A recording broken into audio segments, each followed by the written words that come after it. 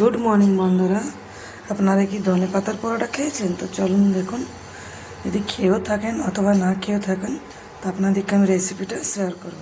তো এখানে নিয়ে নিয়েছি গমের আটা, এখানে নিয়েছি অনেকটা ধনিয়া পাতা, একটু কাঁচা লঙ্কা, একটু আলু সিদ্ধ, এখানে জিরা একটু শুকনো খোলায় ভেজে নিয়েছি। সব থেকে আগে দিয়ে দিচ্ছি নুন, স্বাদ মতো নুন দিলাম। এই জিরা ভেজেছি এটা একটু হাতে পেঁয়াজ করে দিয়ে দিলাম। সিদ্ধ আলুগুলো এইভাবে ঘষে দিয়ে দিচ্ছি।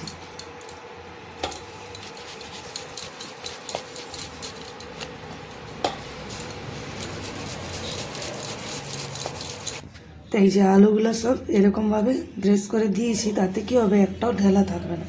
ধনে পাতা কাঁচা লঙ্কা দিয়ে দিচ্ছি। আপনারা যদি ঝাল বেশি খান তো কাঁচা লঙ্কাটা আরও দিতে পারেন, অথবা একটু চিলি ফ্লেক্সও দিতে পারেন। খুব ভালোভাবে আগে মিলিয়ে নেবো, তারপরে একটু একটু জল দিয়ে সানবো। এইখানে মিলানো হয়ে গেছে, একটু একটু আমি জল দিয়ে সানবো। একটু জল দিয়ে আটাটা ভালোভাবে মেখে নেব। তো এখানে দেখুন কি সুন্দর মাখা হয়ে গেছে। একটা লিচি কেটে আর বেলে নেব।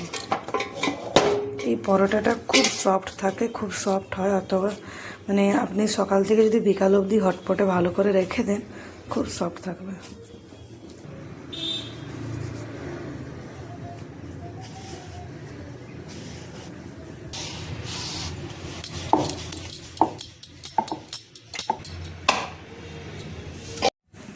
তো এইখানে ইপুট ইপুট তেল দিয়ে ভেজে নেব। আমি এখানে সরষের তেল দিয়ে ভাজছি, আপনারা চাইলেন রিফাইন তেল অথবা ঘি বাটার দিয়েও ভাজতে পারেন। তো পরোটা সরষের তেল রিফাইন তেলেই ভালো লাগে, ঘিও ভালো লাগে।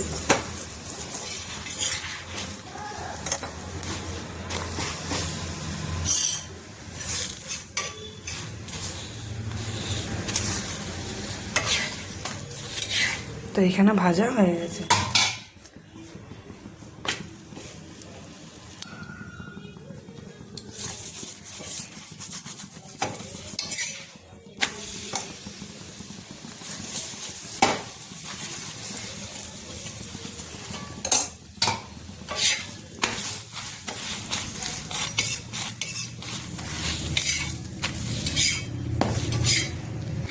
তো দেখুন সব পরোটা ভাজা হয়ে গেছে, যতগুলো আমার দরকার। কি সুন্দর হয়েছে, কত সফট হয়েছে দেখুন।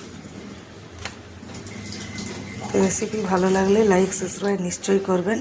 আর হ্যাঁ, আপনারাও বাড়িতে ট্রাই করে আমাকে কমেন্ট করে জানাবেন কেমন লাগলো, আমার খুব খুশি লাগবে। বাই বাই, ভালো থাকবেন।